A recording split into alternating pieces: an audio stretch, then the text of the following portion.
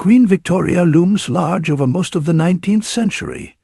When she died at 81, the Queen left secret detailed instructions on how to handle her body and what items to place in her coffin. And because royals never hear the word no, some of those items were downright bizarre. So today we're taking a deep dive into all the weird stuff in Queen Victoria's coffin, but not a literal dive. That's the Queen of England. Show some respect. But before we get started, be sure to subscribe to the Weird History channel. After that, leave a comment and let us know what other unusual last requests you'd like to hear about. All right, who's ready for the worst scavenger hunt in history? At the time of her death, Queen Victoria was Britain's longest reigning monarch. She lived a life full of responsibilities, love, and intrigue. But her 9 children were often in vehement opposition to some of the ways Victoria lived her life, and resentful of those with whom she was closest. So when it came time for the Queen to make her final arrangements, she knew her wishes would require an element of secrecy so they could be observed, especially the things Queen Victoria wanted to be buried with. At the end of her life, Victoria summoned her secretary, who was also her chief lady-in-waiting, and dictated 12 pages of specific instructions regarding her funeral and burial. The lady-in-waiting hand delivered the instructions to the Queen's physician, Sir James Reed. According to author Tony Ronell, a Reed family descendant wrote a book on the doctor, and but the contents of the secret instructions were forbidden by the Royal College censors. When Ronell was invited by the Reed family to research their archives, he came across the hidden instructions written just before Victoria's death. He was able to successfully publish his research, and for the first time, Victoria's final wishes came to light. So it was her doctor who followed through with all her wishes. He was the lone person who knew how Queen Victoria died. He nursed her day and night during her final moments, and it was his name she spoke as she expired. And he followed through with each of her requests, no matter how bizarre. One of the first strange items on Victoria's list was a plaster cast of Prince Albert's hand, made shortly after his death. When her husband Albert died unexpectedly at age 42, Victoria was devastated. Her approach to his loss was an enormous inspiration to grieving people across the Western world. For example, she's a big reason why we associate the color black with being in mourning. But the Queen took things a bit further. For years after his death, she had Bert's former servants attend to his mourning rituals. Servants brought hot water, his shaving brush and cup, and towels to his room every morning. His valet also continued to bring in the suit he would wear that day. At the end of the day, the servants would return and remove the items, only to repeat the same the next day, and the next, like a British remix of The Sixth Sense. Victoria kept her bedroom draped in black and decorated with Albert's visage in photos and portraits. She slept nightly with the plaster cast of his hand, like a teddy bear in a Tim Burton movie. She probably figured it was only fitting that she sleep with it eternally. In a macabre mixture of death and birth, Queen Victoria's secret instructions demanded her entire funeral, from horses to mourning attire, be clad in white. She also insisted she'd be buried wearing the white bridal veil from her 1840 wedding to Prince Albert. Listen, she was really into that guy. In fact, it was the young monarch Victoria who broke earlier traditions and began the custom of wearing entirely white wedding gowns. Her choice came partly from a desire to symbolize her purity, as both she and Albert were inexperienced lovers on their wedding night. Today, pretty much every wedding dress is white. At the end, perhaps Victoria returned to her white bridal veil as a symbol of the happiest relationship of her life.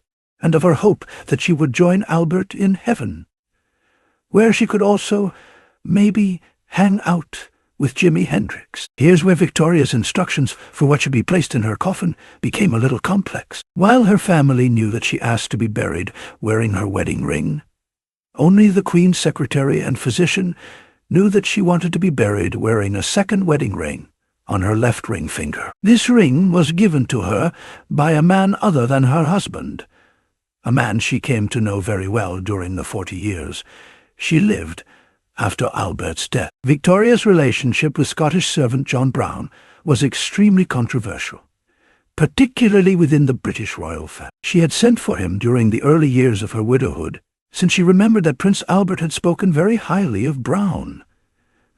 The Queen and the Gillie, that's a Gaelic term for servant, became close friends. He was the only person in Victoria's orbit who could get away with criticizing her and speaking to her in a familiar tone. Author Tony Ronell brought to light the story of the second wedding ring, and more recently historian A.N. Wilson argued that Victoria and Brown did indeed have a romantic relationship, but that it was never consummate. Owing to Wilson, they slept in the same bed, but just hugged on one another.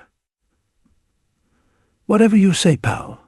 Wilson also points to a deathbed confession of a Scottish minister who claimed he had secretly married the couple. Whatever their relationship or marital status, the Queen's children utterly despised Brown and were angry with their mother for the rest of her life, even after Brown's death. So angry was Victoria's son and heir, King Edward VII, that once his mother was good and buried, he removed or had destroyed every monument and mention of John Brown and all royal properties. What the new king didn't know was that his mother was laid to rest, clutching her favorite photo and a lock of hair from her beloved John Brown, and wearing Brown's mother's wedding ring on her finger. So, who's going to tell him? Queen Victoria was buried in a sea of sentimental souvenirs, amid a variety of flowers. Her daughter-in-law, Alexandra of Denmark, brought fresh hyacinths to the casket before it was sealed, and Victoria's doctor and confidant, Sir James Read, used the new Queen Alexandra's flowery gift as a mean to obscure secret items held in Victoria's left hand. Chief among the floral grave offerings was a request made by the Queen herself. She asked that a sprig of heather be placed on her body as it was made ready for burial. The flowering heather is a Scottish symbol, and perhaps served as a remembrance of happy times with her family at Balmoral Castle, as well as of the adventurous time she shared with Scottish servant and companion John Brown. Queen Victoria was laid to rest in the ornate mausoleum she had built years earlier to house her beloved Albert's remains. At his death, she ordered a life-size sculpture of Albert in repose, his head inclining towards a sculpture of his wife, which was placed atop his sarcophagus. Her own matching statue was put in storage to be displayed upon her own death. Victoria in marble repose appears just as she imagined herself even at the end, young and in love, like that Bryan Adams song. However, when she died 40 years after Albert, everyone had forgotten where her grave statue was stored, which must have been awkward. So the Queen was initially buried without the statue, and it was several months before it was found, boarded up behind a wall in Windsor Castle. Queen Victoria's posthumous instructions were so meticulous that she even planned exactly who she wanted to lift her body into its final resting place. Once her doctor and secretary placed most of the sentimental items into the coffin, certain family members and servants were gathered to move her body from bed to casket. Lifting at her head were the doctor and chief lady-in-wait. Lifting along one side of her body were her son and heir, the new king, Edward VII, her grandson, German Kaiser Wilhelm II, and another of her sons, Prince Arthur, Duke of Connaught and Stradherne. Lifting on the other side of her body were three of her most devoted servants. The coffin was already nearly full of the sentimental items, Victoria wanted to keep by her side in death, but her tiny form, just 5 feet tall, was lowered into her collected treasures with room to spare. It was at this moment that her ladies gathered round, assisted by the doctor, to make any necessary adjustments and add a few final secret items. Her relatives and attendants then left the room, which allowed Reed to place John Brown's mother's wedding band on the Queen's left ring finger and tuck her Scottish companion's photo and lock of hair into the same hand. The casket was then sealed shut. Victoria's secret, indeed. Sir James Reed served as Queen Victoria's primary physician for the last 15 years of her life. He was devoted to her, and she to him. Trusting no one in her family with her final wishes, it was only natural for her to turn to him as the keeper of her life's secrets. The detailed instructions prepared by the Queen's secretary still exist. They are held in the possession of Reed's descendants as part of his collection of personal papers, and the royal family isn't happy about it. The late Princess Margaret reportedly confronted members of the Reed family in public, accusing them of having something that belongs to us. Give it back. But the royal demands were unsuccessful, and the list remains in the Reed archive. So what do you think? What unusual item would you want to be buried with? Let us know in the comments below. And while you're at it, check out some of these other videos from our weird history.